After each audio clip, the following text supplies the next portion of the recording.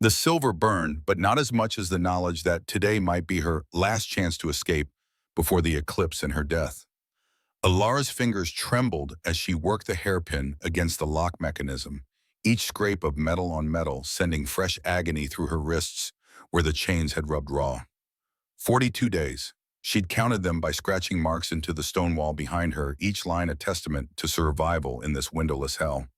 The hidden chamber reeked of her own unwashed skin and the copper tang of infection seeping from burns that never quite healed.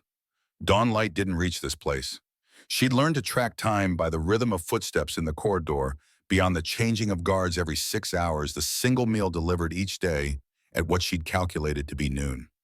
Yesterday, she'd overheard Marcus's voice through the thick door, cold and clinical, as he spoke to someone she couldn't identify. 3 days until the eclipse. 3 days until he killed her. The hairpin had come from Lady Sarah, the kind-faced woman who sometimes brought fresh water along with the meager food. Alara doubted the woman knew she'd dropped it, didn't realize the small act of carelessness had given a prisoner hope. For 3 days, Alara had worked at the lock during the quiet hours when guards changed positions, when footsteps faded, and she had precious minutes of relative safety. This was her fourth attempt at escape. The first three had taught her the castle's rhythms, the weak points in her captor's routines. She'd failed because she'd focused on the wrong target. The lock itself was too complex, too well made. But the bolt securing the chain to the wall had weakened over time, rusted by her blood and sweat, loosened by constant pressure whenever she moved. Her mother's face flashed through her mind. Dark hair, like Alara's own amber eyes that had widened with terror the night the rogues came. Hide, little moon. Don't make a sound. Those were the last words she'd heard before the screaming started, before Margaret found her the next morning curled in the root cellar, silent and shaking. She'd been 5 years old then. She was 24 now, and another man in power had decided her life meant less than his goals. The hairpin snapped. Alara bit back a curse, her heart hammering, as she heard footsteps approaching. Heavy boots measured pace, Marcus himself. Not a guard. She shoved the broken pieces under the thin blanket they'd given her, arranged herself against the wall to hide the fact that the chain hung slightly looser than before. Her work on the bolt had succeeded where the lock had defeated her. Another few hours and she'd have it free entirely. The door opened. Marcus entered carrying a tray with bread and water, his ice-blue eyes sweeping the chamber with the same clinical detachment he always displayed. Dirty blonde hair perfectly arranged despite the early hour. Expensive clothing that marked him as nobility, as someone who should have been trustworthy. He set the tray down just within her reach. 3 days, Omega. 3 days, and this will all be over. His voice carried no malice, no satisfaction, just certainty, as if her death were a mathematical equation he'd already solved. That frightened her more than cruelty would have. Cruelty could be reasoned with, bargained against. This zealot's conviction allowed no room for mercy. After he left, Alara stared at the food until her stomach's demands overcame her revulsion. She needed strength for what came next. Tonight, during the guard change at 2 in the morning, she'd pull the bolt free.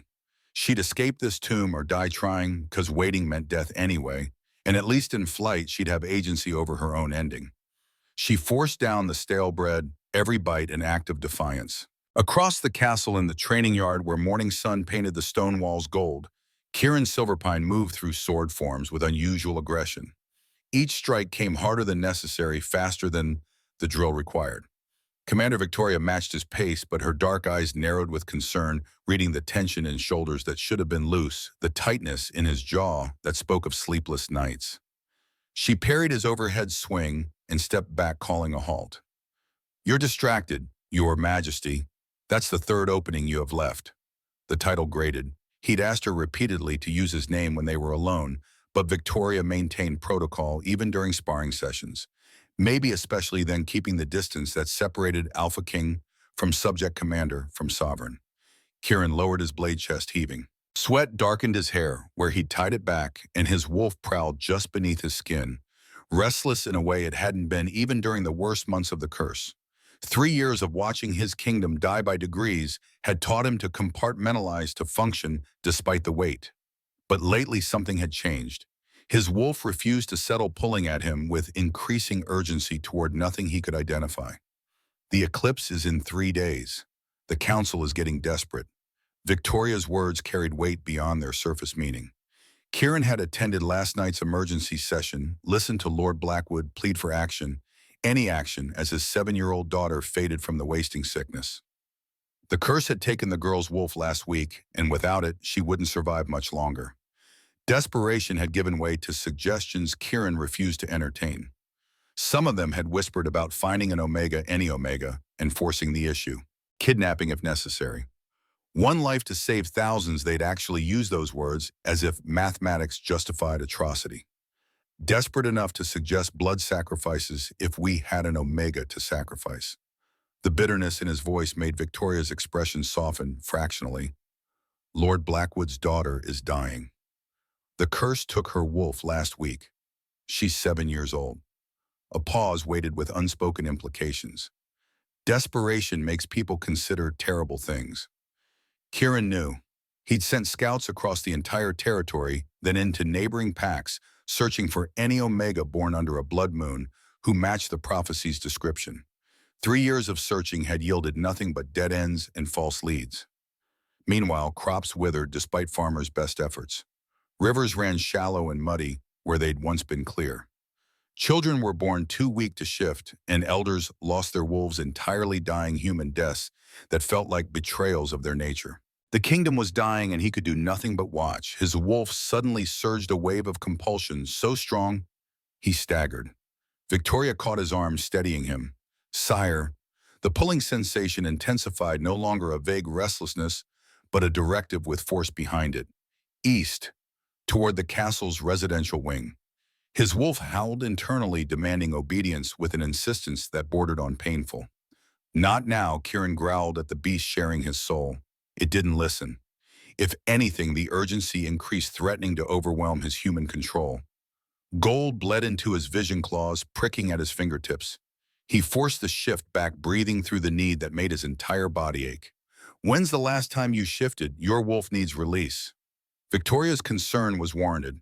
Kieran hadn't run the borders in wolf form for over a week, too consumed with council meetings and reviewing ancient texts for some solution he'd somehow missed. He needed to maintain control for appearances, but his wolf was making that increasingly difficult. "Tonight. I'll run the borders tonight." He didn't mention that he doubted he'd make it that long without shifting. Didn't mention that his wolf seemed to be searching for something, pulling toward a target only instinct could identify. Marcus arrived then, carrying reports from the Southern Territories. Kieran's beta looked stressed, unusual for a man who maintained composure as second nature. Shadows darkened the skin under his eyes, and his movements held a jerky quality that suggested too much coffee and too little sleep. For the first time in 10 years of service, Kieran found himself questioning Marcus's loyalty. The thought arrived unbidden and unwelcome. Marcus had served his father before him, had been there when the wasting sickness took both his parents within days of each other. Marcus had helped him through the transition, shouldered responsibilities, when grief made Kieran barely functional. Suspecting him now felt like betraying a brother. But something was off. The way Marcus's gaze skittered away when Kieran tried to meet his eyes. The defensive set to his shoulders. The fact that he'd been making unexplained trips to the eastern wing of the castle, an area mostly used for storage and overflow guest quarters. Kieran dismissed the paranoia as stress. 3 years of failing to save his people had made him see threats everywhere. "Your Majesty, the Southern Harvest reports." Marcus extended the papers. Kieran reached for them, and his wolf exploded with sudden violence, howling its demands so loudly he nearly dropped the documents. The pulling sensation became a rip tearing at his control, with claws made of pure need. "East Wing. Now, mate." The last word detonated in his mind like lightning striking stone. Kieran stared at Marcus, at Victoria, at the training yard full of warriors going through their morning drills, and felt his entire world tilt. His wolf had found something it recognized, something it needed, with a desperation that eclipsed every other priority. But that was impossible. He'd met every Omega in his territory, had personally interviewed dozens from neighboring packs during his search for the one from the prophecy. He would have known if his fated mate had been nearby.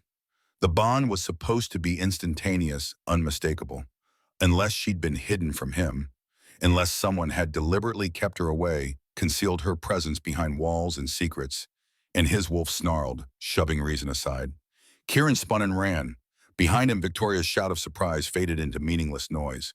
His feet carried him across the training yard, through the castle's main entrance, into corridors he'd walked 1,000 times. Servants scattered from his path as gold bled fully into his eyes as his barely contained wolf leaked power into the air around him. Alphas in full rut produced less predatory energy than he radiated now. An instinct made weaker wolves drop their gazes, press themselves against walls to let him pass. The scent hit him as he neared the residential wing. Honey and pine smoke, the sweetness of Omega overlaid with blood and infection and fear. His wolf recognized it on a level that transcended thought, that bypassed every logical objection his human mind could raise. This was her, his mate, his Omega, his everything. She'd been here, in his castle, while he'd searched the entire territory. Rage and terror warred for dominance as he followed the scent trail. It led past the guest quarters, past the rooms housing his highest-ranking council members, straight toward Marcus's apartments. No, that couldn't be right. Marcus wouldn't. But the scent trail didn't lie. It ended at Marcus's door. Kieran's control, already threadbare, snapped entirely. He didn't knock, didn't announce himself. He grabbed the handle and twisted until the lock mechanism shattered, then shoved the door open hard enough to splinter wood. The sitting room appeared normal. Neat desk, organized papers, the trappings of a busy administrator's life. But his wolf pulled him deeper past furniture and pretense toward the bedroom beyond. Every breath brought her scent stronger, mixed now with silver, agonizing, burning silver that had no place touching Omega skin. Someone had chained her, with silver. His hands shifted involuntarily, claws extending as his control frayed to nothing. He heard running footsteps behind him, Victoria and guards responding to the commotion, but he couldn't wait. His mate was here, hurt, afraid, and every instinct demanded he reach her immediately. The bedroom yielded nothing obvious. Large bed, wardrobe, window overlooking gardens dying from the curse. But the scent was strongest here, and his wolf's certainty never wavered. Then he saw it. A gap in the tapestry on the far wall fabric, disturbed as if someone had passed through recently and failed to settle it back into place. Kieran crossed the room in 3 strides and yanked the tapestry aside. The hidden panel wasn't even properly closed, revealing a seam in the stone that shouldn't exist.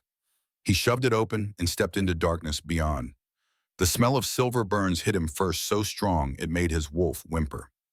Then the emptiness registered.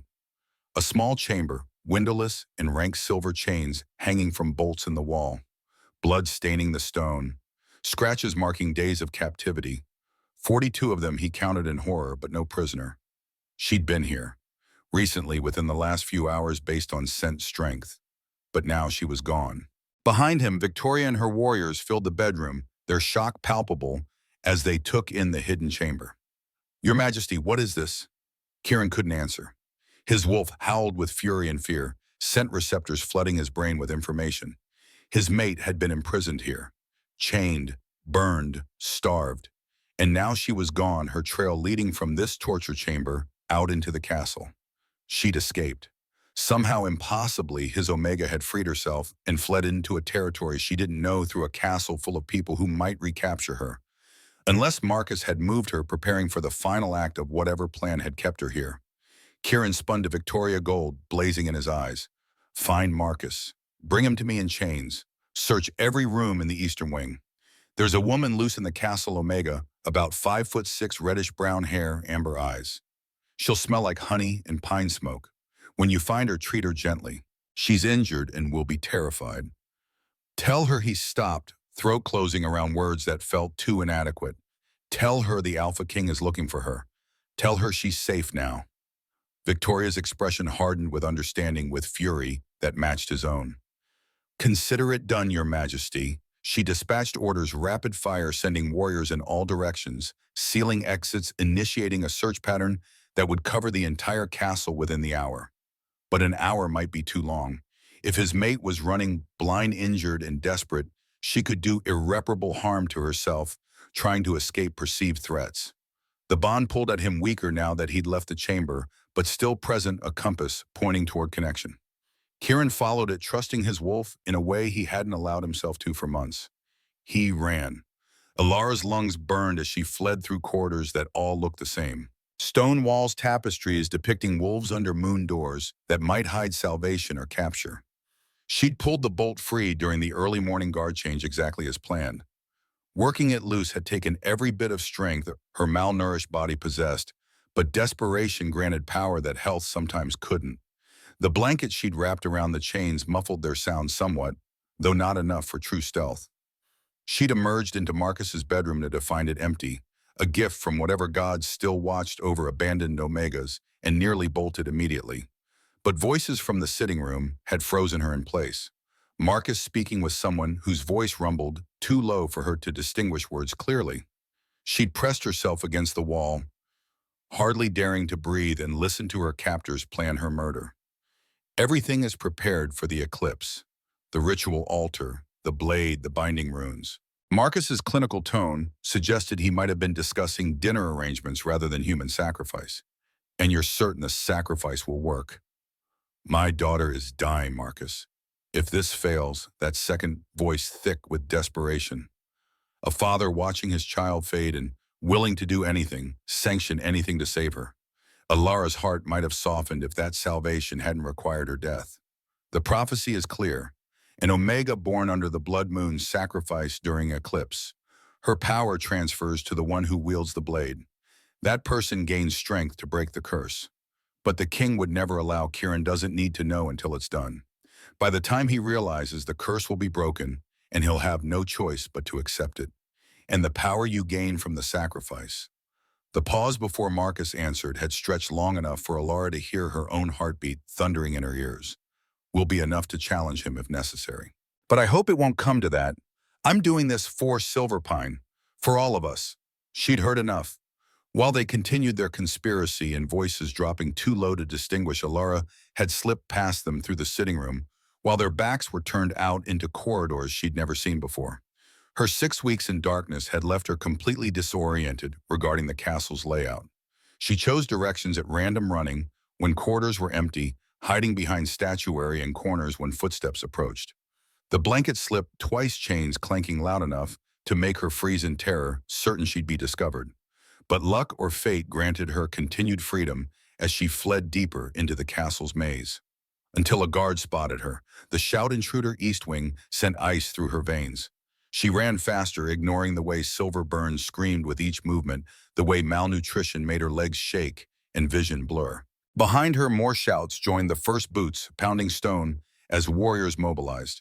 She crashed through a door into what appeared to be a library, shelves of books rising toward vaulted ceiling. Another door on the far side. She sprinted for it, chains dragging despite the blanket. Behind her, the first guard burst into the room. Alara hit the far door at full speed, shoulder checking it open, and found herself in another corridor. This one felt different somehow, more ornate with better lighting and artwork that spoke of importance. She was running toward the castle's heart rather than away from it, but retreat meant capture. She rounded a corner at full speed and slammed directly into a man coming from the opposite direction. The impact should have sent her sprawling. She was weakened, off balance, moving too fast.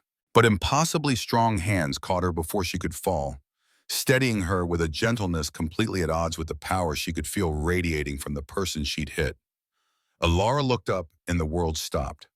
Brown eyes met hers, shot through with gold that blazed as she watched. Dark hair fell loose around a face that might have been carved from stone, all hard angles and controlled strength. Tall, she barely reached his shoulder and built like someone who'd been training with weapons since childhood. Power rolled off him in waves that her Omega instincts recognized immediately. Alpha. Dangerously powerful Alpha. But that recognition was nothing compared to the explosion of sensation that detonated through her chest the moment their skin touched. Pain, searing and absolute, blossomed at the base of her neck. Not injury, something deeper, more fundamental. A burning that wrote itself into her very bones, marking her in ways she didn't understand but couldn't deny.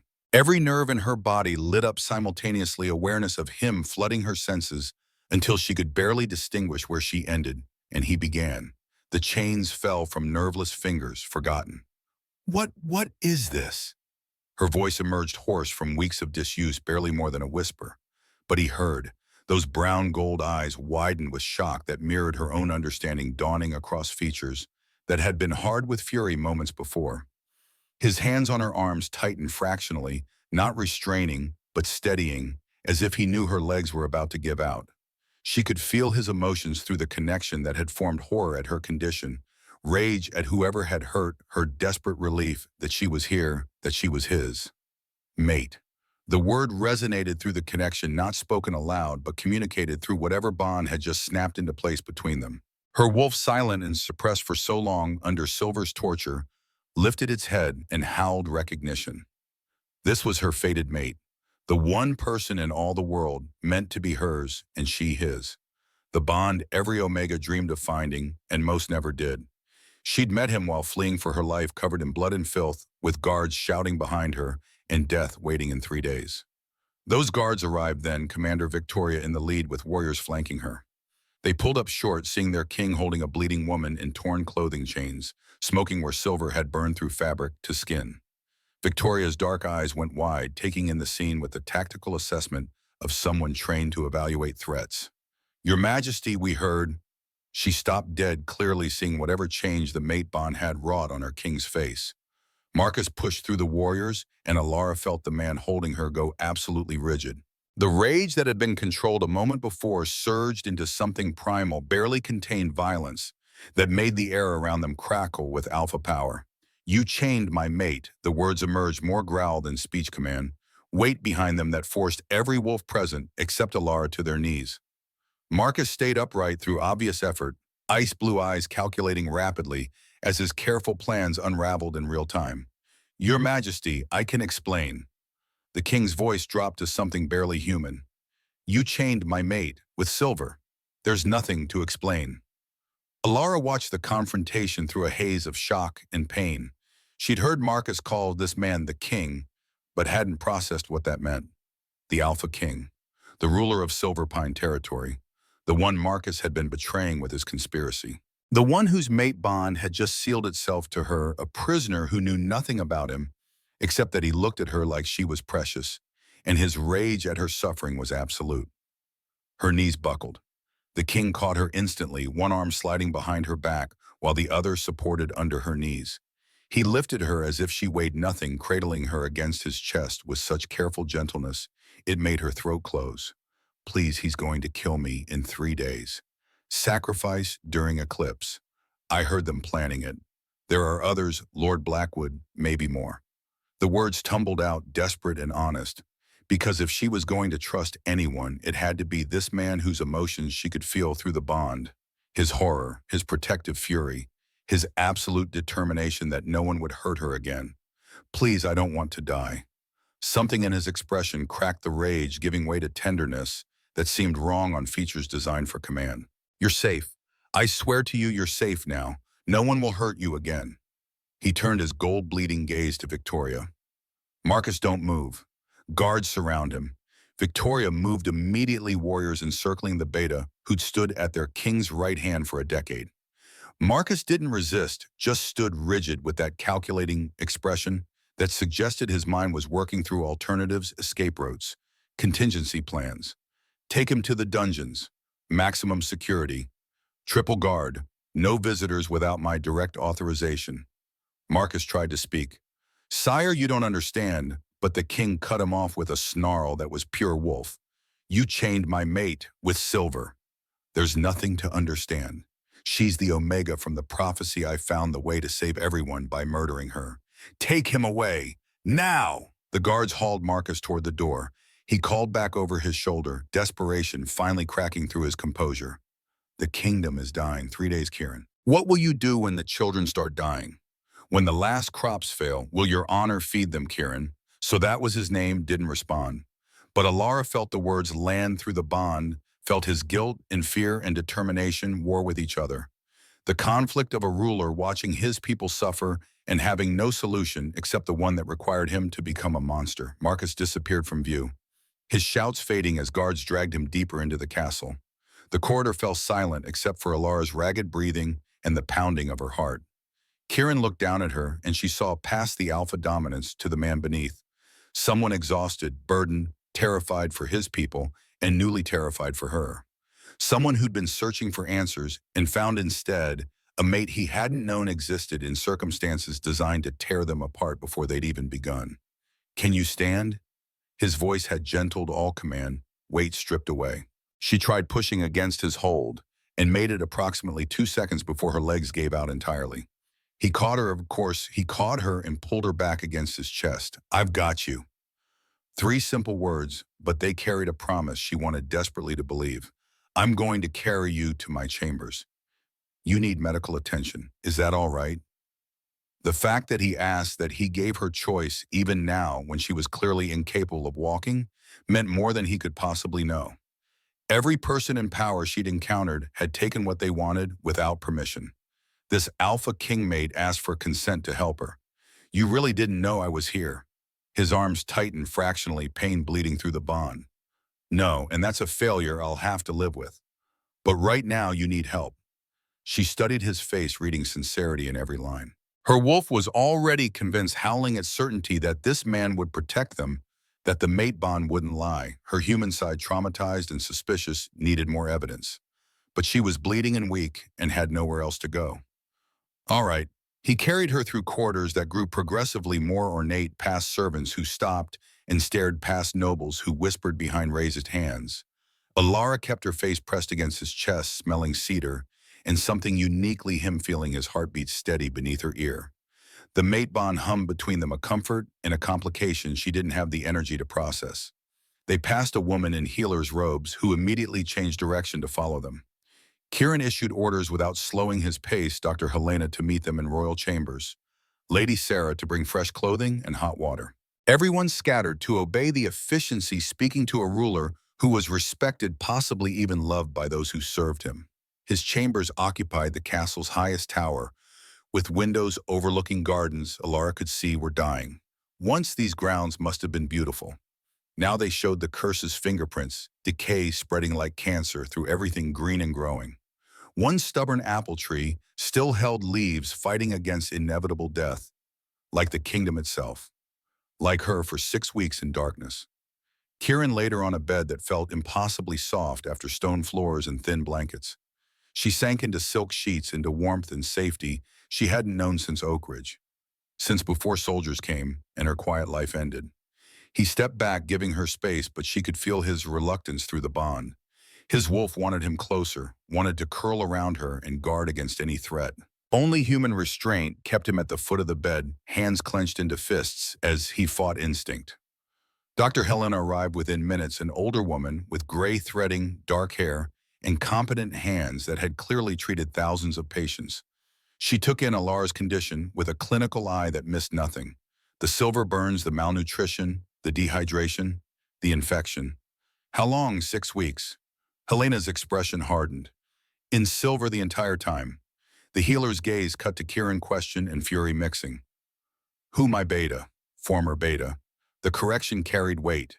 Marcus wasn't just imprisoned, he'd been stripped of rank, removed from the position of trust he'd occupied for years. That transformation had taken seconds from the moment Kieran saw what had been done to his mate. Helena began her examination with gentle efficiency, murmuring observations as she worked. Severe burns, infection, dangerous dehydration, malnutrition, threatening organ function. Evidence of psychological trauma beyond the physical. But also in here her voice held surprise, remarkable resilience. Alara's wolf had survived conditions that should have killed it, holding on through sheer stubborn will. "She'll recover, but it will take time. I'll prepare salves for the burns and start IV fluids immediately. She needs rest, careful refeeding, and psychological support." Kieran nodded, never looking away from Alara. "Whatever she needs. Cost is irrelevant. Prioritize her comfort and healing." Helena prepared her supplies, inserting an IV line that Alara barely felt after weeks of silver agony. The healer left detailed instructions with Lady Sarah, who'd arrived with clean clothing and basins of hot water. "I'll return tomorrow morning to check her progress." "But Your Majesty?" She paused, choosing words carefully. "The mate bond is new. You'll feel her pain and distress more acutely than you are prepared for. Don't let your wolf override her need for space and recovery. She's been caged. She'll need freedom to heal, even from well-meaning protection." Kieran's jaw tightened, but he nodded understanding. After Helena and Sarah left, silence settled over the room. Alara stared at the ceiling, processing events that felt too large to contain.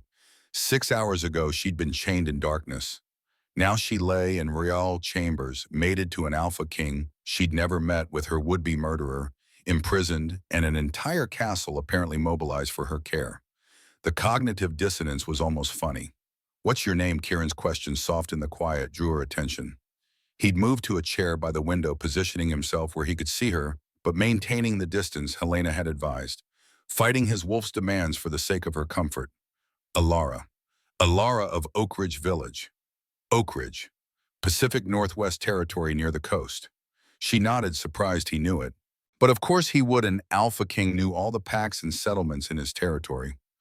"I'm Kieran Silverpine, though I suppose you figured that out." A ghost of a smile crossed her face. "The guards calling you Your Majesty was a hint." He didn't smile back, too consumed with guilt and concern bleeding through the bond. "I should have known you were here. Should have protected you. 6 weeks you suffered while I—" "It's not your fault." Marcus hid me carefully. "Even I didn't know where we were in the castle. That doesn't excuse it. You're my mate, my responsibility, and I failed you before we'd even met." The self-recrimination in his voice echoed through the bond. Alara could feel his guilt, as if it were her own, the weight he carried for every failure, every person he couldn't save. Every day the curse continued its destruction. She should hate him, should blame him for the system that allowed his beta to kidnap and torture her, should rage at the kingdom that had let Marcus operate unchecked for weeks. Instead, she felt curious and tired, and cautiously hopeful that maybe possibly this Alpha might actually be different. "Tell me about the curse, what it's done to your kingdom." So he did. Kieran spoke quietly, outlining 3 years of slow decay. The curse had begun with his parents' deaths, wasting sickness that took them within days of each other, leaving him to inherit a throne and a dying realm simultaneously. At first the signs were subtle, crops yielding slightly less, rivers running muddier, wolves taking longer to heal from injuries. Then it accelerated. Children born unable to shift their wolves stillborn in human bodies. Elders losing their wolves entirely, the bond that defined them severing without warning. The land itself seemed to be rejecting them. Forests dying back, game disappearing, even the weather turning hostile with storms that came too frequently and droughts that lasted too long. "We've tried everything. Every healer, every text in the royal archives, every ritual we could find reference to. Nothing worked. The curse just kept spreading, kept taking, and I couldn't stop it." His hands gripped the chair, arms knuckles white with tension. "The prophecy was our last hope. An Omega born under a blood moon, arriving during the eclipse to break the curse. We searched everywhere. I personally interviewed every Omega in the territory, sent scouts to neighboring packs. Found nothing. And all the while my people were dying." He looked at her, then brown eyes full of anguish. "Marcus found you. Somehow he tracked you down when I couldn't. And instead of bringing you to me, instead of trusting that we'd find a way together, he decided murder was the answer." "What did the prophecy actually say? About how I'm supposed to break the curse?" Kieran's expression shuddered. "That's complicated, and you need rest more than you need additional burdens. Tell me anyway." She pushed herself up on the bed despite her body's protests, meeting his gaze with determination she'd maintained through 6 weeks in hell. "If I'm supposedly the key to saving your kingdom, I deserve to know what that means." He studied her for a long moment, then nodded slowly. "The prophecy that everyone knows is incomplete. It says an Omega born under a blood moon will break the curse during the next eclipse. That's in 3 days. But Marcus told me before I ran to find you that he'd discovered the rest of it. I haven't seen this additional text yet, but based on what he said—" He trailed off, clearly reluctant. "There are 2 methods, 2 paths to breaking the curse. The first," he stopped, jaw working, as if the words physically hurt, "involves sacrificing the Omega during the eclipse. Her power transfers to whoever performs the ritual, and that person gains strength enough to shatter the curse. And that's what Marcus planned to do, yes. But there's a second path. Voluntary union between the Omega and her true mate sealed during the eclipse. The bond between fated mates properly completed generates enough power to break the curse without bloodshed." His eyes found hers, gold, flickering and brown. "You're my mate, Alara, which means we have an alternative to Marcus's plan. But it would require—" He didn't finish, but she understood. The mate bond had to be completed fully, claiming bites, boucher vows, consummation, all the sacred steps that bound 2 wolves together for life, performed under an eclipse in front of witnesses with the fate of a kingdom resting on their success. No pressure. The absurdity hit her, and a laugh bubbled up before she could stop it. Slightly hysterical, edging toward tears, but genuine. She'd been freed from captivity straight into a cosmic joke where she had to choose between death by sacrifice or binding herself forever to a man she'd met an hour ago. Kieran rose from his chair, crossing to the bed with concern radiating through the bond. He stopped just out of reach, giving her space while clearly wanting to offer comfort. I know this is overwhelming. I know you have no reason to trust me or this bond or anything I'm saying. You've been tortured for weeks, and now you're supposed to make a life-altering decision in 3 days. It's impossible. Then what happens if I refuse? If I don't want either option, then you refuse. I'll protect you regardless. We'll find another way to break the curse, even if it takes years. Your autonomy matters more than any prophecy. The conviction in his voice resonated through the bond. He meant it. This Alpha King would let his kingdom continue suffering rather than force her hand, rather than become the kind of ruler who valued results over consent. That shouldn't have been remarkable. That should have been the baseline standard. But after Marcus, after 6 weeks of being treated as a tool rather than a person, Kieran's respect felt like revelation. I need to think, and sleep, and probably eat something more substantial than stale bread. A hint of smile touched his mouth the first she'd seen. I can arrange all of that. Sarah will bring food within the hour, small portions, easily digestible things that won't shock your system. You'll stay here in my chambers where I can ensure your safety, but I'll take the adjoining room to give you privacy. If you need anything at all, just call. I'll hear you through the bond. He moved toward the door, then paused. Alara, I know you don't know me yet, but I promise you on my life, on my kingdom, on everything I am, I will never let anyone hurt you again. She wanted to believe him. Her wolf was already convinced, the mate bond singing certainty through her veins. But her human mind, scarred by recent trauma, needed time and proof before trust could take root. Thank you for finding me, for stopping Marcus, for asking instead of demanding. He nodded once, a sharp jerk of his chin that might have been acknowledgement or might have been him wrestling his wolf back under control. Then he left, closing the door quietly behind him. Alara lay back against the pillows, staring at silk canopy overhead. Her wrists throbbed where IV lines ran into veins. Her entire body ached with the bone-deep exhaustion of survival. And through it all, the mate bond hummed warmly at the base of her neck, connecting her to an Alpha King in the next room who'd upended his life the moment their eyes met. 3 days until the eclipse. 3 days to decide if she trusted him enough to complete the bond. 3 days to determine the fate of a kingdom she'd never seen until this morning. She closed her eyes and let unconsciousness claim her, too tired to process anything more. In the adjoining chamber, Kieran stood at the window, watching his dying kingdom and feeling his mate's pain through the bond. Every ache in her body echoed in his. Every flash of remembered trauma hit him like physical blows. The bond amplified everything, making her suffering his in ways that threatened to drive him out of his mind. His wolf paced frantically, demanding he return to her side guard, her sleep ensure no threat could possibly reach her. Only iron control kept him in place, respecting her need for space over his need for proximity.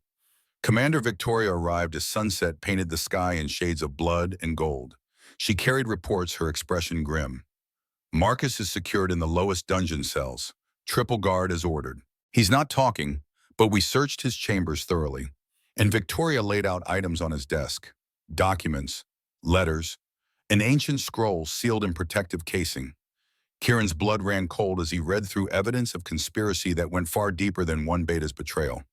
Letters from 6 different nobles, all discussing the prophecy, debating methods, calculating costs and benefits of sacrifice versus alliance.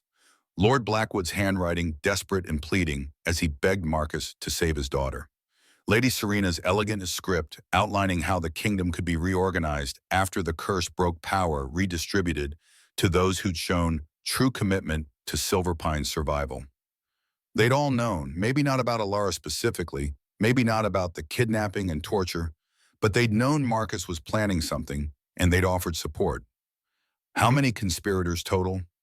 At minimum, the 6 who sent letters, possibly more who were careful not to leave written evidence. And Sire Victoria's voice dropped. You need to read the scroll. Kieran broke the seal, carefully unrolling parchment that smelled of age and dark magic. Ancient text, carefully translated into modern language, laid out the full prophecy that had been fragments for generations. Everything Marcus had said was true. Two paths both capable of breaking the curse: sacrifice or union, murder or mate bond. The choice that would define his kingdom's future rested in the hands of a traumatized Omega who had every reason to reject both options. But there was more. Details Marcus hadn't mentioned either, because he didn't know or didn't care. The curse wasn't random. It had been cast deliberately 3 generations ago by a dying shaman whose pack had been slaughtered during territorial expansion. Alpha Dominic Silverpine Kieran's great-grandfather had wanted these lands. When the Moonwater Pack refused to yield, he'd taken the territory by force, killing every man, woman, and child who stood in his way. The shaman's final act, dying from wounds no healing could address, had been to curse Dominic's bloodline. The curse would remain dormant for generations, then activate and destroy everything the Silver Pines built on stolen land. 3 years ago, the curse had awakened, and the Omega who could break it. Kieran's gaze cut to where Alara slept in the next room, carried Moonwater blood. The prophecy specified it. Last daughter of the slaughtered pack, born under Blood Moon, to parents who'd survived by hiding their heritage, keeping their bloodline secret even as they searched for justice. Marcus had known this, had tracked Alara specifically because of her lineage, and if the conspiracy letters were any indication, he'd done more than simply kidnap her. Victoria, what do we know about Alara's parents? The commander's expression darkened. Killed 19 years ago, officially attributed to rogue attacks, but the timing is suspicious. They died shortly after making inquiries about Silverpine Pack history, asking questions about territorial expansion in the old days. Kieran's hands clenched on the scroll. Marcus killed them, almost certainly. He would have wanted to eliminate anyone who might challenge Silverpine's claim to these lands, or who might identify Alara as valuable before he was ready to use her. So she's not just my mate.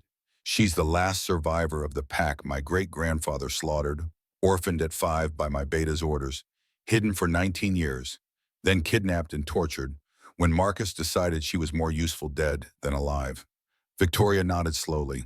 And in 3 days, you have to ask her to trust you enough to complete a mate bond that will tie her forever to the bloodline that destroyed hers. Sire, this is impossible. I know. He stared at the scroll, at the evidence of his family's crimes, at the price Alara had paid for sins committed before either of them were born. How do I tell her? How do I explain that my great-grandfather murdered her ancestors, that my beta killed her parents, that everything she suffered traces back to my bloodline? Do you have to, at least right now while she's healing you? Because if she agrees to the mate bond without knowing and then discovers the truth later, she'll never forgive me. I won't start this relationship with lies of omission, assuming there is a relationship. She might refuse regardless. Then she refuses and we find another way. Victoria studied him, conflict clear in her expression. Sire, you know I respect your principles, but Lord Blackwood's daughter has days left. There are 13 other children in similar condition across the territory. The curse is accelerating our scouts, report the blight spreading faster than before. If we wait months or years to find an alternative solution. How many die in the meantime? Kieran met her gaze steadily. I won't force her. Not even to save those children. Because the moment I compromise on that, the moment I decide one person's autonomy is worth less than collective good, I become my great-grandfather. I become Marcus. And then it doesn't matter if we break the curse, we'll have proven we don't deserve to survive. Victoria's expression softened. Your father would have said the same thing. My father's principles got him and my mother killed. Marcus murdered them because they wanted to make reparations to Moonwater descendants, to acknowledge the crime and seek forgiveness. He killed them rather than let them weaken the pack by admitting fault. Then prove him wrong. Show that honor and survival aren't mutually exclusive. Kieran hoped she was right. He spent the night at his desk reviewing documents and testimony, building a case against Marcus and his conspirators that would stand up to pack law. The evidence was damning, but he needed to be thorough. These weren't just criminals, they were nobles who commanded respect and loyalty, who had their own networks of support. Removing them would create power vacuums that enemies might exploit. Dawn arrived, pale light spreading across dying gardens. Kieran felt the moment Alara woke through the bond, the spike of disorientation giving way to memory and anxiety. He waited, giving her time to process before knocking gently on the connecting door. "Come in." Her voice still held hoarseness from disuse, but it was stronger than yesterday. He entered to find her sitting up in bed, of V-lines trailing from one arm, wearing the soft clothing Sarah had left for her. She looked impossibly young, despite being 24, vulnerability in the set of her shoulders warring with the steel in her amber eyes. "How do you feel?" "Like I've been hit by a truck, dragged through broken glass and left to ferment. But alive, so that's progress." The dry humor surprised him, evidence of resilience that 6 weeks in chains hadn't broken. His respect for her increased. "Dr. Helena will be here soon to check your progress. Sarah will bring breakfast, actual food this time, not prison rations. But first, there's something I need to tell you about the curse and your connection to it and why Marcus targeted you specifically." She went very still. "I'm not going to like this, and I know. But you deserve the truth even when it's ugly." So he told her everything.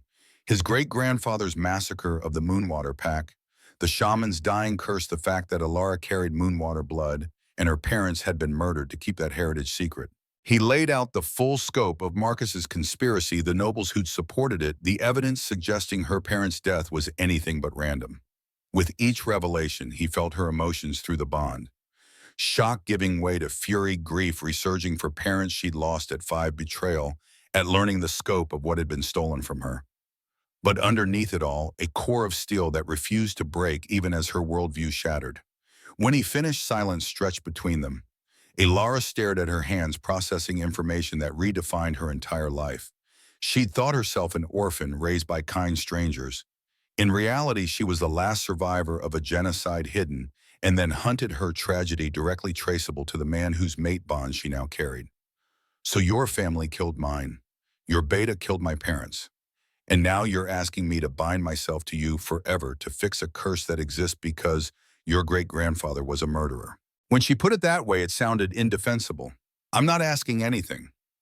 I'm giving you information so you can make an informed choice. If you want to leave, I'll provide escort and resources. If you want to stay but reject the bond, I'll protect you and find another solution. And if you're willing to consider the mate bond despite everything—" He stopped, not sure how to finish that sentence. "Then I'll spend the rest of my life trying to be worthy of that trust." She looked up, amber eyes measuring him with intensity that felt like a physical touch. "You really believe that, don't you? That my choice matters more than your kingdom's survival? I believe that a kingdom built on violating people's autonomy isn't worth saving. I believe that becoming a monster to defeat monsters is still just becoming a monster. And I believe," he met her gaze directly, "that you're my mate, Alara, not because of prophecy or curse or convenient timing. Because when our eyes met, something in me recognized something in you, and nothing in this world could make me hurt you, even to save everyone else." The conviction in his voice resonated through the bond. She could feel his sincerity, his determination, his absolute certainty that she mattered more than kingdoms or causes or collective good. It should have been manipulation, should have felt like pressure dressed up as choice. Instead, it felt like the first honest thing anyone had said to her in 6 weeks. "I need to see it.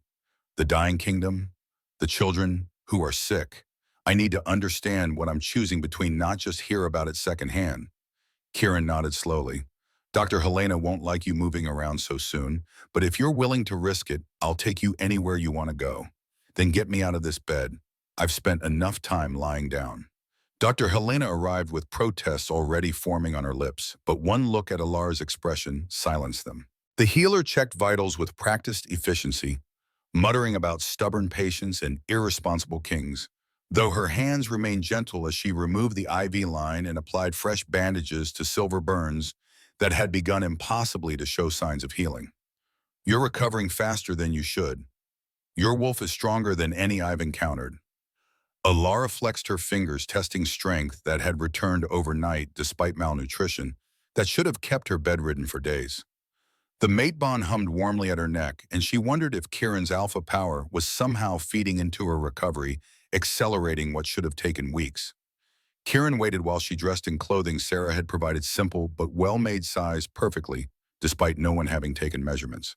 Someone had guessed correctly, Or perhaps Sarah had a gift for such things.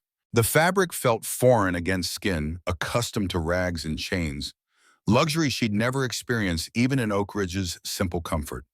They descended through the castle as morning light painted stone corridors gold. Servants bowed as Kieran passed, their eyes lingering on Alora with curiosity barely contained. Word had spread. Dum-dum-dum. The Alpha King's mate, appearing from nowhere, carried from the eastern wing in his arms. Speculation would be running rampant through every level of court. The gardens hit her first. What must have been breathtaking now showed Rot's fingerprints everywhere. Rose bushes that had climbed 3 stories up the castle walls hung withered and brown thorns exposed like bones through desiccated flesh. Fountains stood dry, their basins cracked from winters without proper maintenance. Grass had died back to bare earth in patches, and the few trees still clinging to life did so with obvious effort. One apple tree stood near the center courtyard, stubborn green leaves defying the decay surrounding it. Alara approached without conscious decision, drawn by the life still fighting against inevitability. She placed her palm against rough bark and closed her eyes. The connection came easier than it ever had before. In Oak Ridge, her healing gift had been subtle, a calming presence for frightened animals, gentle encouragement for injured creatures to recover. This felt different, stronger. The mate bond burned at her neck, and power flowed through her palm into the tree with an intensity that stole her breath. Warmth spread from the point of contact, traveling up trunk and into branches. Under her touch, buds swelled and burst into bloom-white petals, unfurling as if spring had arrived in the space of heartbeats. The transformation rippled outward, leaves deepening to richer green fruit, beginning to form where moments before there had been only dying wood. Elara gasped and pulled back, legs unsteady. Kieran caught her elbow, steadying her, his expression caught between wonder and concern. "What did you do?" "I don't know. At home, it was never like this, never so strong, never so immediate. The bond, I think it's amplifying everything." Commander Victoria materialized from a side entrance, her tactical assessment taking in the blooming tree with raised eyebrows. Behind her walked an older man with silver threading, dark hair, his bearing suggesting nobility, and his expression carrying grief barely contained.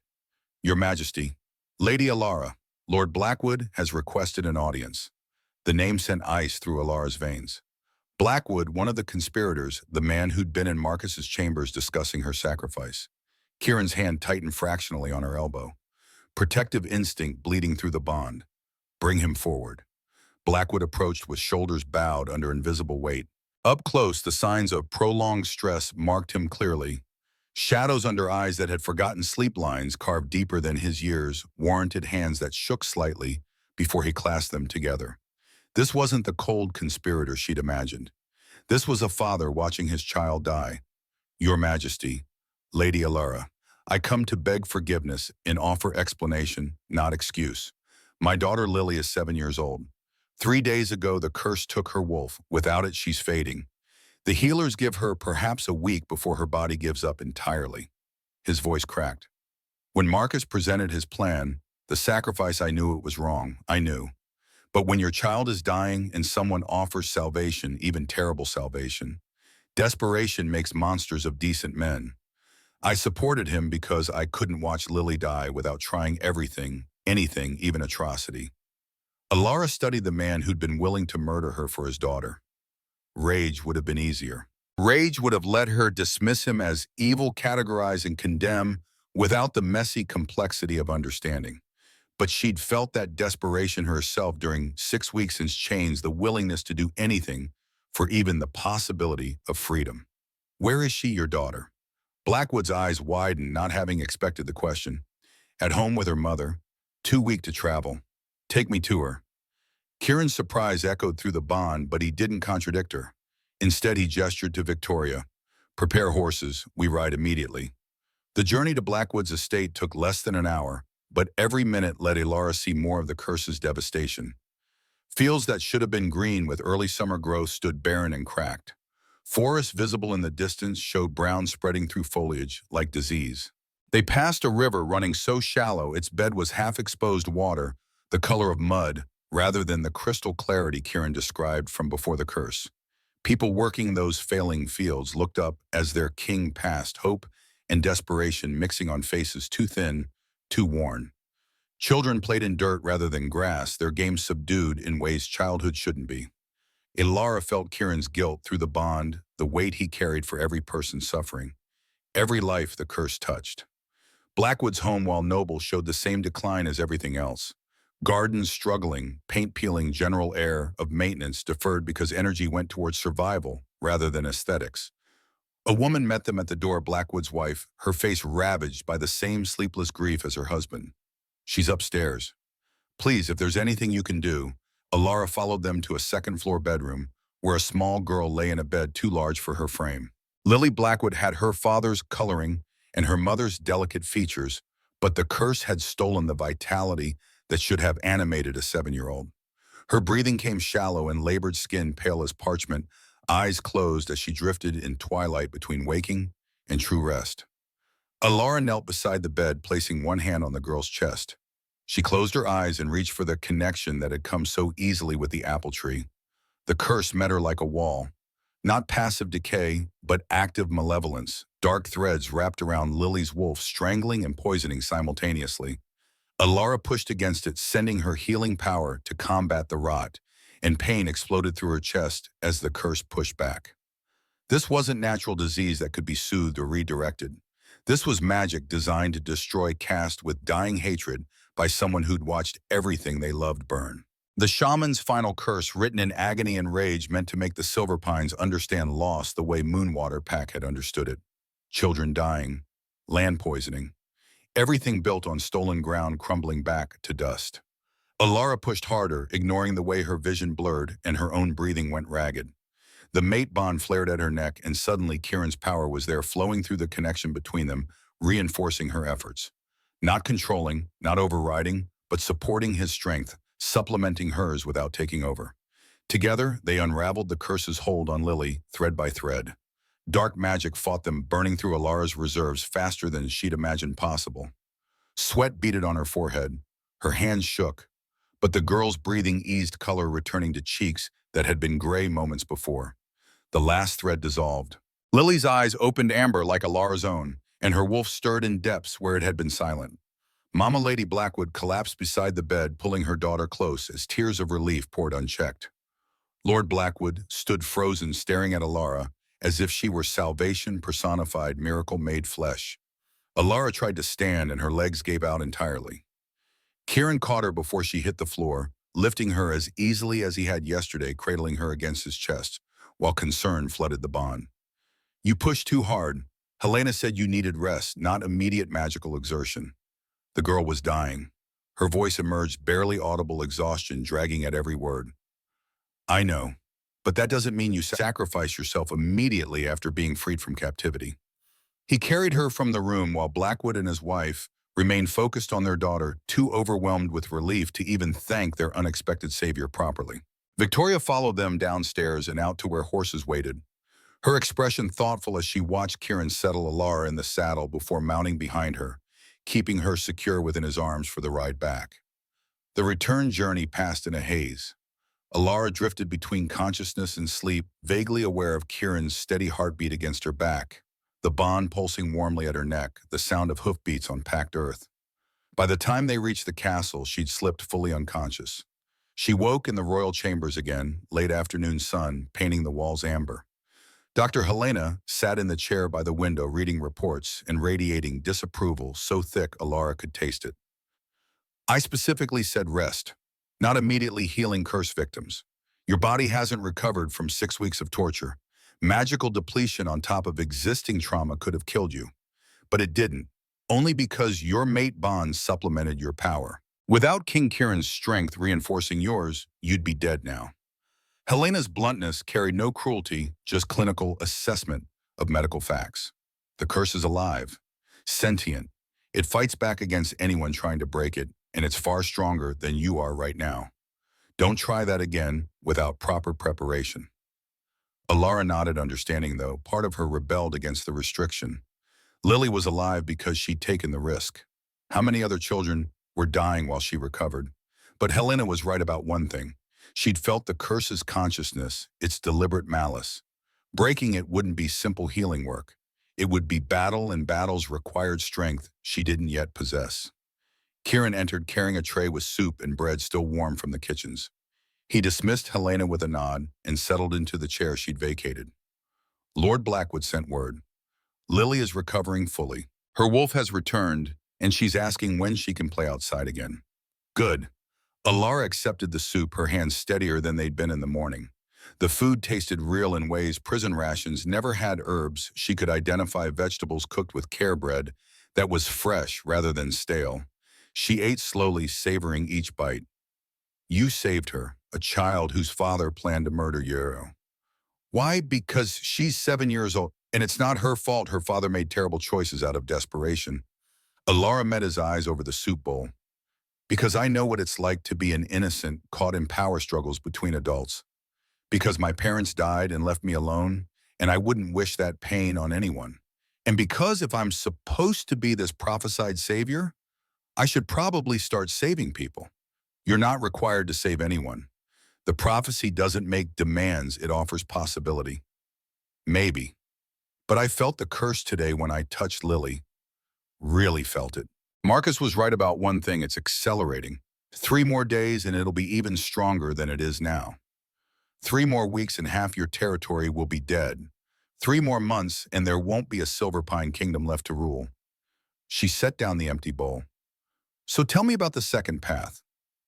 The mate bond completion. What exactly does it require? Kieran's expression shifted, something vulnerable emerging through his usual control. Exchange of vows, claiming bites that Marcus has bonded, consummation during the eclipse, all performed before witnesses at a sacred site. The power generated by completing the mate bond at that specific time in that specific way should be enough to shatter the curse. Should be, not will be. Nothing is guaranteed, but it has better odds than sacrifice, and it doesn't require your death. What happens if it fails? If we complete the bond and the curse doesn't break, then we're mated for life and we find another solution. The bond is permanent, Alara. There's no divorce in wolf culture. Once sealed, it's sealed forever. So I'd be tied eternally to the bloodline that destroyed mine in a kingdom built on genocide, serving as living reminder of everything the Silver Pines stole. When she put it that way, the choice sounded impossible. Kieran didn't flinch from her brutal honesty. Yes, which is why I'm not asking you to do it. Why I'll respect whatever decision you make, even if it means the curse continues. You'd really let your kingdom die rather than pressure me without hesitation. The certainty in his voice and his emotions bleeding through the pandemon wasn't performance. This wasn't strategic manipulation dressed as noble principle. He genuinely believed her autonomy mattered more than collective survival. That conviction, more than anything else, made her consider the impossible. I want to see the sacred site where the ritual would happen. They rode out at sunset, just the two of them, with Victoria and a small guard contingent trailing at respectful distance. The sacred grounds lay at the castle's heart, where garden paths converged around an altar of black stone that predated the Silver Pines by centuries. Ancient runes carved deep into its surface caught the dying light symbols in a language Alara didn't recognize, but that made her wolf stir with uneasy recognition. This is where the Moonwater Shaman cast the original curse, the most powerful site in the territory where magic runs closest to the surface. Any ritual performed here carries amplified weight. Alara approached the altar, slowly trailing her fingers across runes that pulsed faintly under her touch. The curse's presence was stronger here, concentrated at its point of origin. She could feel the shaman's dying rage imprinted in the stone, generations of hatred compressed into obsidian darkness. But underneath that, older and deeper, she felt something else. Recognition. Not her own, but her wolf's ancestral memory, reaching back through bloodline to when Moonwater Pack had called this land home, before Silver Pines came with swords and fire. My ancestors performed their most sacred ceremonies here. Matings, births, deaths. This was holy ground before it became a murder site. Kieran stood several feet back, giving her space to process.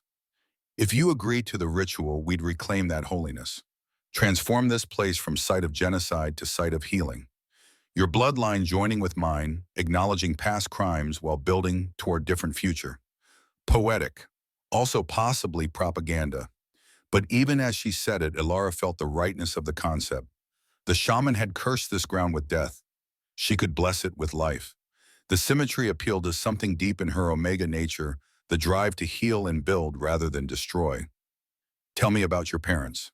The ones Marcus murdered. Kieran moved closer, not touching, but near enough that she could feel his warmth. My father was AlphaKing before me, strong, respected, but also merciful. He believed power meant responsibility to protect the weak, not exploit them. My mother was brilliant, could debate philosophy and politics for hours, while also maintaining the most spectacular gardens you've ever seen. She taught me that leadership means service, not dominance. He paused, pain threading through the bond. 3 years ago, they discovered the truth about the Moonwater Massacre. Found documents in the Royal Archives that spelled out exactly what my great-grandfather had done. They were horrified. Started researching survivors, planning reparations, intending to publicly acknowledge the crime and seek forgiveness from any Moonwater descendants still living. But Marcus killed them before they could weaken the pack by admitting fault. Yes. He saw their honor as liability. Believed owning the crime would invite challenges from neighboring territories, make Silverpine look vulnerable. So he poisoned them, made it look like natural illness, and ensured the secret stayed buried. Until you found out. Until today, when Victoria showed me Marcus's journal, he kept detailed records, including his reasoning for the murders. Apparently, he considered it his duty as Beta to protect the pack even from its own king's conscience. Alara turned to face him fully. How do you live with that, knowing your trusted advisor killed your parents, that the kingdom you're trying to save was built on genocide, that everyone suffering now is cosmic justice for crimes your family committed? Kieran's expression cracked, showing the guilt and anguish he usually kept controlled. Most days I don't know. I just keep moving, keep trying to fix things, keep hoping that if I'm better than those who came before, maybe I can earn the right to call myself Alpha King. But then I found you and everything got more complicated. Because I'm living proof of your family's crimes. Because you're my mate, and I have to choose between respecting your autonomy and saving my people. Because there's no clean answer, no path forward that doesn't involve someone suffering. And because I'm terrified that whatever choice you make, I'll lose you before we've even begun. The vulnerability in his voice resonated through the bond, completely unguarded. He wasn't performing alpha strength or royal composure. He was just Kieran, exhausted and scared and trying his best in an impossible situation. Alara stepped closer, closing the distance between them, and placed her hand over his heart. Through the mate bond, she felt his pulse racing, his wolf howling for her, his human side wrestling with instinct to give her the space she needed. I'm considering it. The mate bond, the ritual, not because of the curse or the kingdom or the prophecy, because when I look at you, I see someone who could have forced my hand a dozen different ways but chose to respect my choice instead. Someone who values my autonomy more than his own success. His hand covered hers, careful not to press too hard. And that's enough, after everything I don't know yet, but I'm willing to find out. They stood there as darkness fell, connected by touch and bond and possibility, while the cursed kingdom waited for a decision that would determine everyone's fate. Around them, the sacred grounds pulsed with accumulated magic, ancient power sleeping, until called to witness either transformation or tragedy. In the dungeons beneath the castle, Marcus sat in darkness and planned his escape. Guards rotated every 6 hours with military precision, but precision meant predictability, and predictability could be exploited. He had allies still, Serena, certainly possibly Blackwood, depending on how the child fared, others who understood that survival sometimes required terrible choices. The king was weak, just as Marcus had always known. Sentimental about honor and consent when the kingdom needed ruthlessness. The Omega was the key, but Kieran would never use her properly, would let thousands die rather than sacrifice one. So Marcus would have to act. 3 days until the eclipse. 3 days to coordinate with his remaining conspirators, arrange his escape, and complete the ritual he'd planned from the beginning.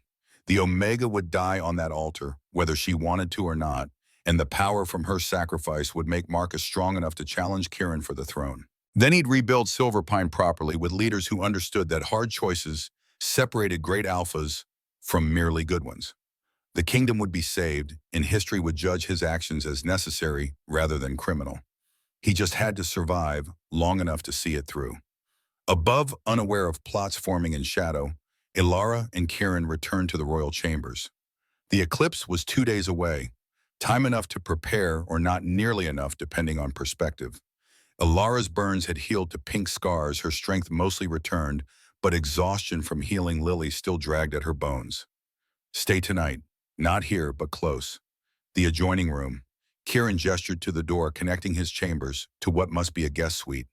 You'll be safe, and if nightmares come after what you've endured, I'll be near enough to help. Alara studied him, reading sincerity in every line of his expression. The bond let her feel his motivations, genuine concern mixed with selfish desire to have her close, but the selfish desire stayed controlled, never crossing into pressure. All right, but you'll tell me if your wolf becomes too difficult to manage. I won't be the reason you lose control. My wolf is fine. Impatient, but fine. Liar. She felt his wolf's desperation through the bond, the beast demanding claiming and completion.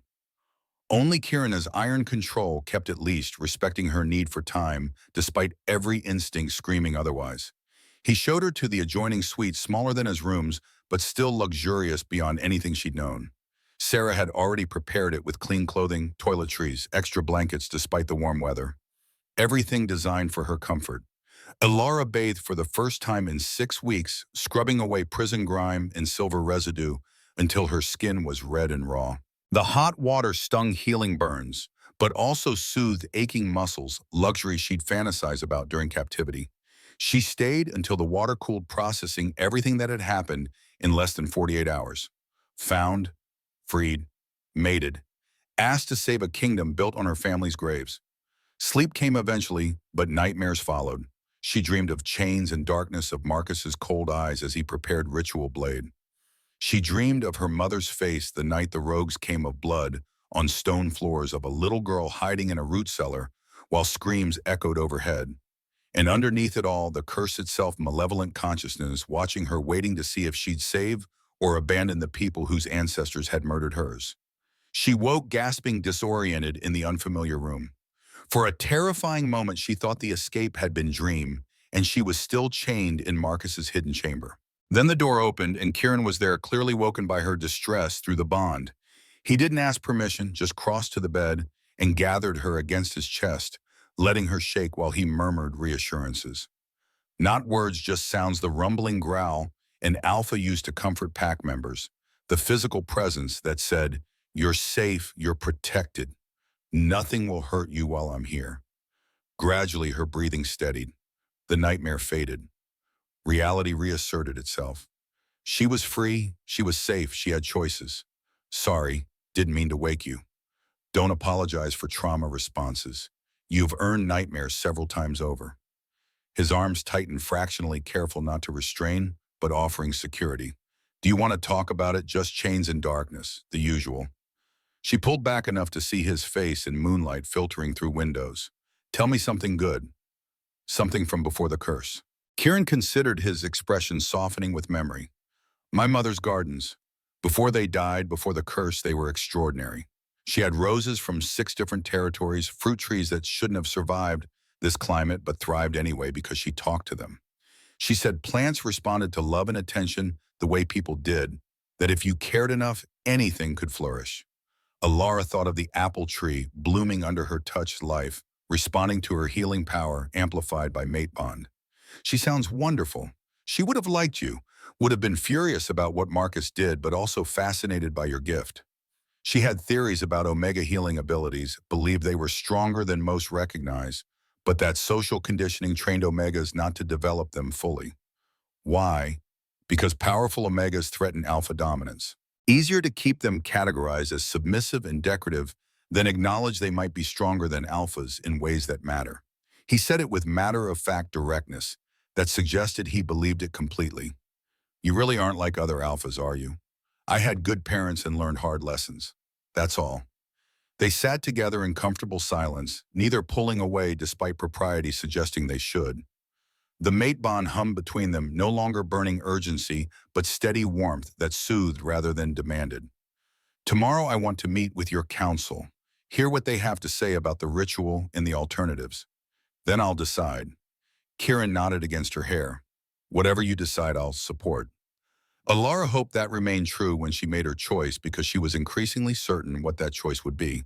Not because the kingdom deserved saving jury was still out on that, but because the mate bond was real and Kieran was genuine, and the possibility of building something good from generational tragedy appealed to the healer in her soul. She'd spent 6 weeks having agency stolen. Now she'd reclaim it by choosing freely, even if that choice bound her to complicated futures and impossible responsibilities. The eclipse waited 2 days away, patient and inevitable, while the kingdom held its breath and the curse accelerated toward critical mass, and two people who'd been strangers 48 hours ago prepared to bet everything on a bond neither had expected, but both were learning to trust. Dawn arrived with the weight of finality. Eclipse day. The morning sky stretched pale and cloudless, offering no mercy of storms to delay what must come. Alara woke in Kieran's arms sometime during the night. She'd stopped pretending distance mattered and let him hold her properly, his warmth chasing away nightmare remnants that tried to reclaim her sleep. She extracted herself carefully, though the bond meant he woke anyway, brown eyes finding hers in the gray pre-dawn light. No words passed between them. None were needed. Today they would stand before witnesses and either save a kingdom or fail spectacularly, and the uncertainty of outcome felt less terrifying than it should have.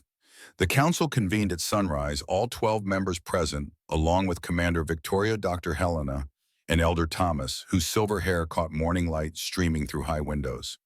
They sat around the long table where decisions affecting thousands were made, and every face showed the strain of 3 years watching their world die.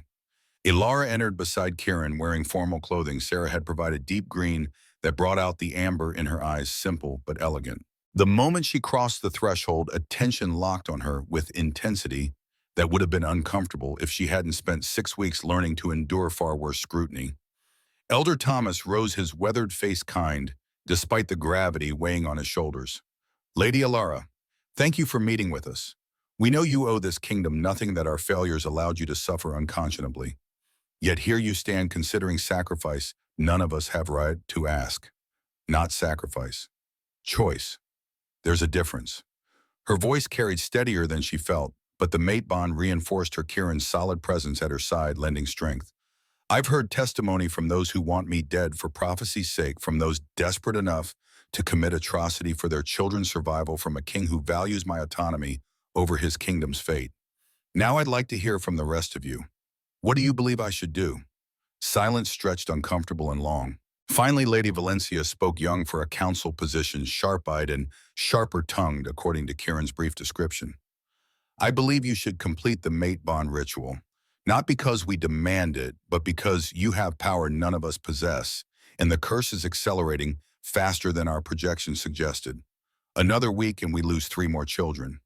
Another month and the territory becomes uninhabitable. The math is brutal but simple. Lord Chen, elderly and cautious, cleared his throat. I believe we should explore alternatives before asking an Omega who's been tortured to bind herself to her torturer's kingdom. There must be other solutions we haven't considered, other paths to breaking curses beyond ancient prophecies. Commander Victoria's voice cut through like blade on stone. There aren't. I've spent 3 years researching every angle. This prophecy is our only viable option, and the eclipse is tonight. We're out of time for alternatives. She met Alara's gaze directly. But that doesn't mean you're obligated. If you choose to walk away, I'll personally escort you to whatever territory you want and ensure you're established safely. The king's principles are admirable, but they don't erase what was done to you. The honesty surprised Alara. Victoria owed her nothing, yet offered genuine support regardless of choice. It spoke well of Kieran's leadership that his commander would prioritize ethics over expedience even now. Baron Whitmore, who'd lost both sons to rogue attacks weakened wolves couldn't prevent, spoke quietly. I lost my boys because this curse made our borders vulnerable. I'd like to see it broken before more families suffer that loss. But I won't trade one person's freedom for collective security. That's not the kind of kingdom worth saving. Around the table, others nodded agreement. Not universal, some faces showed frustration at what they perceived as a weakness, at choosing principles over pragmatism. But the majority seemed to genuinely believe her choice mattered more than their needs. That unity of conviction, even in desperation, told Alara more about Silverpine's character than any speech could have. I appreciate your honesty, all of you. She stood moving to the window overlooking gardens where dying plants fought losing battles against decay. I've thought about this constantly since learning what the ritual requires. Weighed every argument, every consequence, every reason to refuse or accept. And I keep coming back to one truth: I'm the last of the Moonwater bloodline. My ancestors' dying curse is killing innocents who had nothing to do with the original genocide. Children like Lily Blackwood, who deserve futures without being punished for crimes committed before their grandparents were born. She turned back to face the council. The shaman who cast this curse wanted Silver Pines to understand loss the way Moonwater understood it. To watch everything they built crumble, to feel helplessness and rage and grief. And they have. 3 years of suffering, countless deaths, a kingdom dying by degrees. The point has been made. The lesson has been learned. Her hand moved unconsciously to her neck, where the mate mark burned warm. So I choose to break the cycle. Not because I forgive the genocide, I don't, and I never will. Not because I trust all of you, I don't know you well enough for trust. But because Kieran gave me choice when he could have taken it, and that matters. Because the mate bond is real, and I'd rather explore what that means than run from it. And because I'm tired of being afraid. Kieran's emotions flooded the bond: relief and gratitude and fierce protectiveness all tangled together. Around the table, tension released in collective exhale as council members processed her decision. Elder Thomas smiled genuine warmth, breaking through his formal demeanor. Then we prepare. The ritual begins at sunset when the moon starts crossing the sun. Totality should last 7 minutes, enough time to complete all necessary steps if we proceed efficiently. What exactly do those steps involve? Victoria pulled out a scroll, ancient parchment that Elder Thomas must have provided. Exchange of vows before witnesses, claiming bites that mark you as permanently bonded, and consummation, which can be private or public depending on your comfort, but must occur during totality for the magic to properly channel. Alara felt heat flood her face. She'd known intellectually that consummation was required, but hearing it stated so clinically made the reality unavoidable. Private. Definitely private. Kieran's hand found hers, squeezing gently. We'll have a tent erected near the altar. Witnesses will surround it, but won't enter. That should satisfy both magical requirements and basic dignity. The practicality of discussing intimate acts with a council full of strangers would have been mortifying under other circumstances. Today it just felt surreal, one more impossibility in a week that had redefined impossible. Fine. What else? Security arrangements. Marcus escaped his cell 2 hours ago. Victoria's bomb dropped into shocked silence. Kieran went absolutely rigid beside Alara, rage and fear warring in the bond. What, 3 guards dead, 2 more unconscious? He had help at least 2 others involved based on witness descriptions before they were killed. We're conducting full sweep of the territory, but he's likely gone to ground somewhere. We won't find him before tonight. Then we prepare for attack during the ritual. He'll try to complete his original plan. Victoria nodded grimly. Exactly my assessment. I'm tripling security around the sacred grounds, positioning archers in concealment, establishing multiple defensive perimeters. But if he's determined enough, he'll get through. I know. Kieran's voice carried grim certainty. Marcus trained half our warriors. He knows our tactics, our weaknesses, our blind spots. If he wants to reach the altar during the ritual, he'll find a way. Then we'll be ready. Alara surprised herself with the steadiness in her voice. I didn't survive 6 weeks in chains to die on an altar because some zealot thinks murder solves problems. Let him come. We'll deal with it. The council dispersed to their preparations, leaving Alara and Kieran alone in the chamber. He pulled her close, not speaking, just holding her, while the mate bond pulsed between them.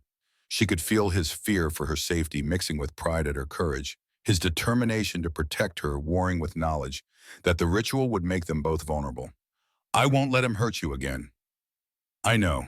But Kieran, if it comes down to completing the ritual or stopping Marcus, we complete the ritual. The curse breaks tonight, or we've lost anyway. Don't sacrifice the kingdom to trying to protect me. His arms tightened. You're asking me to choose between my mate and my people. I'm asking you to trust that I'm strong enough to handle whatever comes. That we're strong enough together. She pulled back to meet his eyes. The bond works both ways, remember? Your strength supplements mine. My power amplifies yours. Whatever Marcus throws at us, we face it as partners. He studied her face, reading determination in every line, then nodded slowly. Partners. I can work with that. They spent the afternoon in preparation that felt both mundane and momentous. Sarah brought the ceremonial gown, white silk with silver embroidery, forming patterns of moons and wolves beautiful enough to steal breath.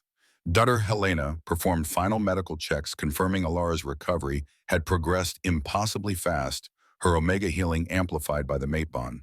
Commander Victoria briefed them on security arrangements, showing maps of the sacred grounds with defensive positions marked in red. 50 warriors would form the inner perimeter, another 100 surrounding that, with scouts ranging through the forest watching for any approach. Every precaution that could be taken had been implemented, but they all knew it wouldn't be enough if Marcus had truly committed to his plan. Sunset approached with the inexorable patience of celestial mechanics. The moon hung visible despite daylight already beginning its slow journey across the sun's face. Alara dressed in the ceremonial gown, her hands steady as Sarah helped with tiny buttons running up the back. The silver burns on her wrists had healed to thin white scars, permanent reminders of captivity that no amount of Omega healing could erase entirely. Kieran waited in formal clothing that marked him unmistakably as Alpha King, dark leather and wool, with the silver pine crest embroidered over his heart. He looked dangerous and beautiful, and completely focused on her, as if the entire kingdom waiting for them was secondary to this moment. Ready as I'll ever be. They descended through the castle together, Victoria and a guard detail flanking them. Servants and nobles lined the corridors watching in silence as their king and his mate walked toward either salvation or doom. No one called out, no one cheered. The weight of the moment demanded quieter acknowledgement. The sacred grounds had been transformed. Torches surrounded the black stone altar, casting dancing shadows across runes that seemed to pulse with accumulated magic. The tent Victoria had promised stood erected nearby silk walls that would provide privacy while remaining within the sacred circle's boundaries. And everywhere warriors stood at attention, eyes scanning the tree line for threats that might emerge at any moment. The council waited near the altar, along with Elder Thomas, who would officiate the ceremony.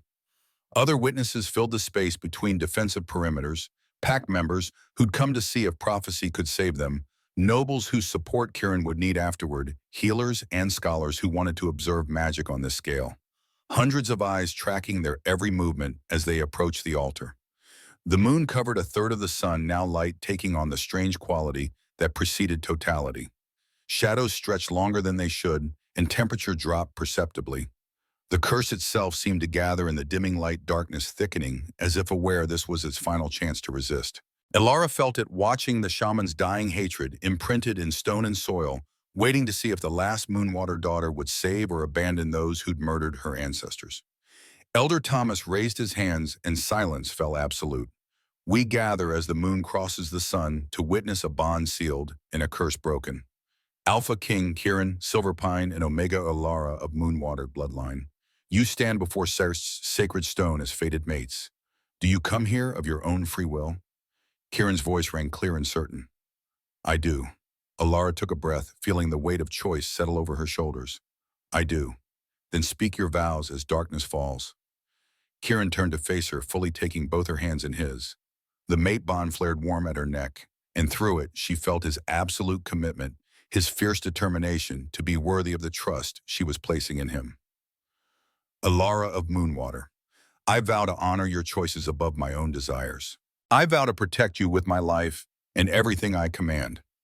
I vow to see you as a person first, always, never as prophecy or tool or means to an end. I vow to spend my life trying to deserve the gift of your trust. Whatever comes, whatever challenges we face them as equals and partners.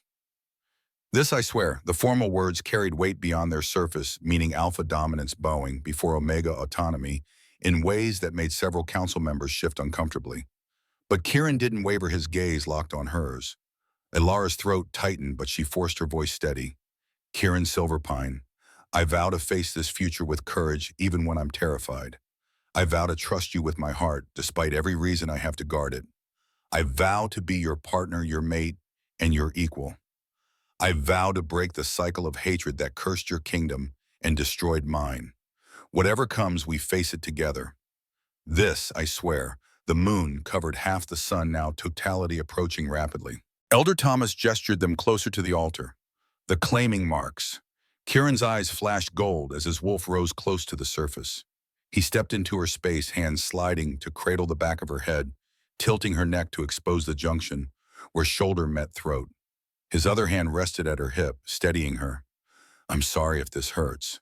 Then his teeth were at her neck, pressure building, before breaking through skin in a sharp burst of pain that made her gasp.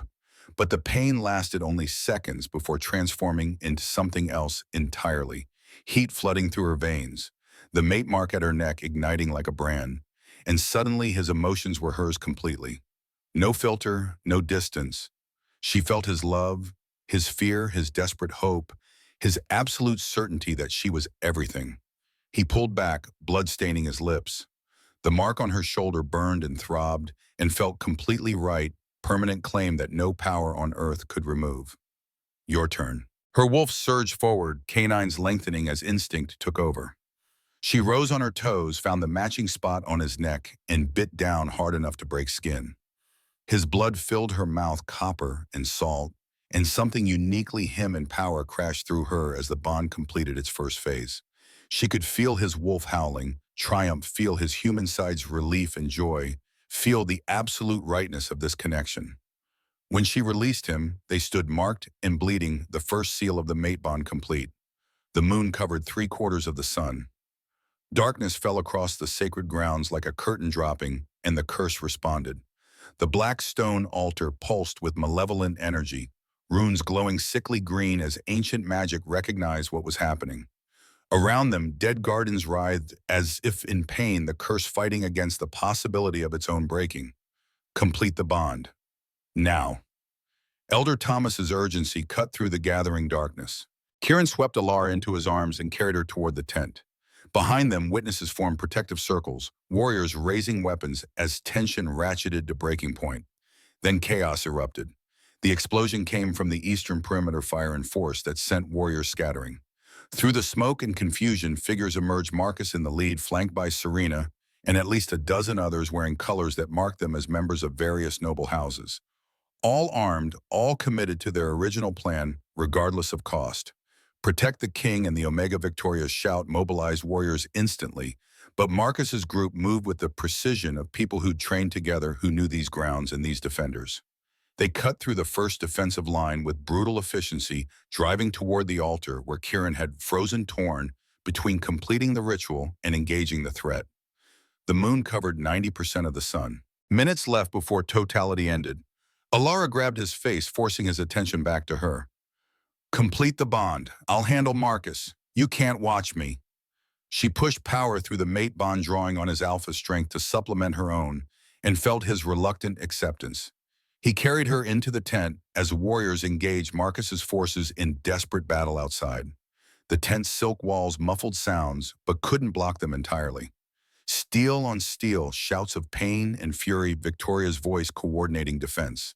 But inside this small space, there was only Kieran and Alara, and the bond demanding completion.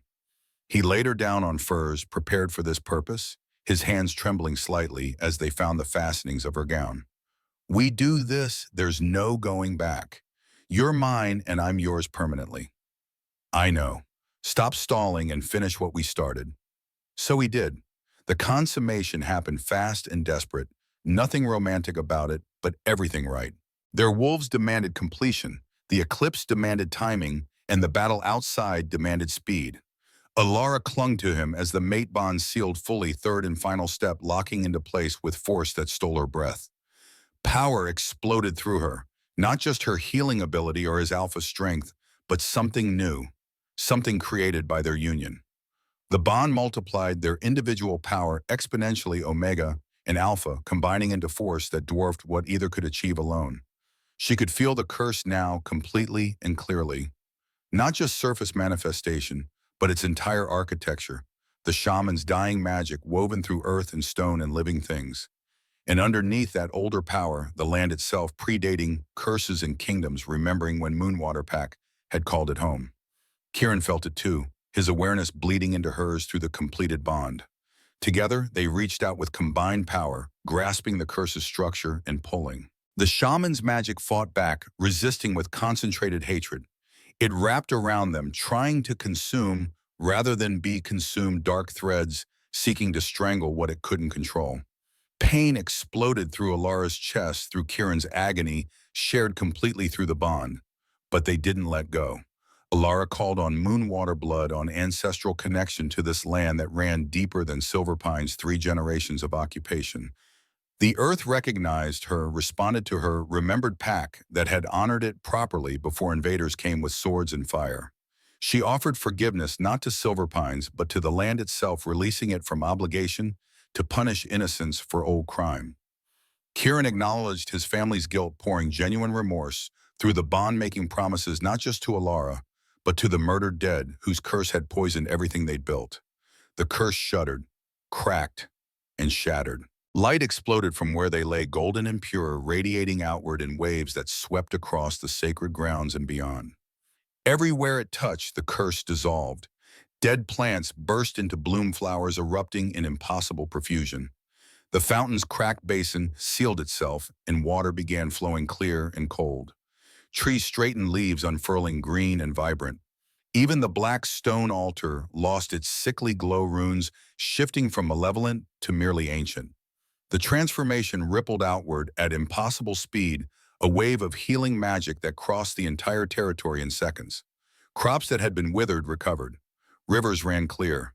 Children in villages across Silverpine gasped as their wolves returned stronger than before. Elders felt their bonds reestablished, the curse's severance reversed. The kingdom was healing. The land was healing. And in the tent at the center of it all, Ilara and Kieran collapsed together, completely drained, the mate bond pulsing with exhausted satisfaction. Outside, the battle had stopped. Marcus and his conspirators knelt on the ground, forced into submission by the sheer power of what had just occurred.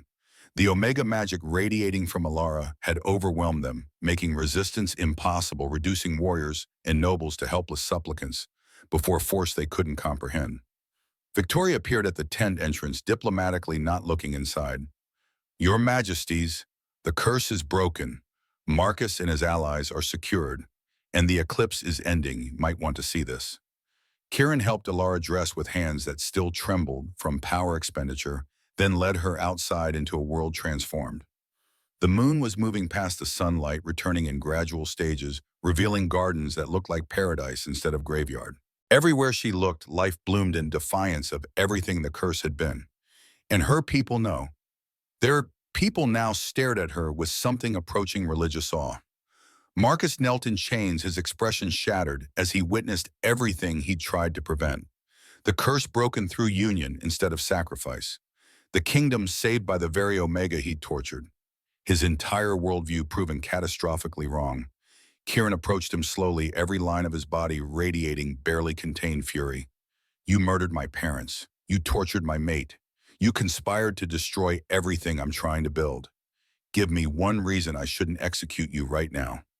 Marcus looked up and for the first time showed something besides zealot's conviction. Regret flickered across his face, quickly suppressed but visible through the cracks in his composure. "I was trying to save the kingdom by becoming the kind of monster that justified the curse in the first place."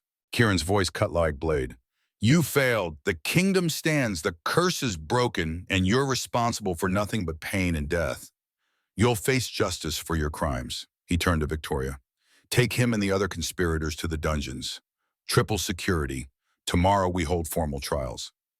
As guards hauled Marcus away, he called back over his shoulder. "You were always too soft, Kieran. One day that weakness will destroy everything." Kieran didn't respond. He simply returned to Alara's side, threading his fingers through hers, and together they watched the eclipse end and the kingdom celebrate its salvation. The trials happened 3 days later, giving Alara time to recover from the massive magical expenditure and giving Kieran time to gather evidence and testimony. The Great Hall filled with witnesses from every corner of the territory, all present to see justice served. Marcus faced charges of regicide, kidnapping, torture, conspiracy to commit murder and treason. The evidence was overwhelming: his own journals, correspondence with conspirators, testimony from guards he'd bribed or threatened. Lord Blackwood testified about his daughter's recovery, his voice breaking as he acknowledged his own complicity, born from desperation.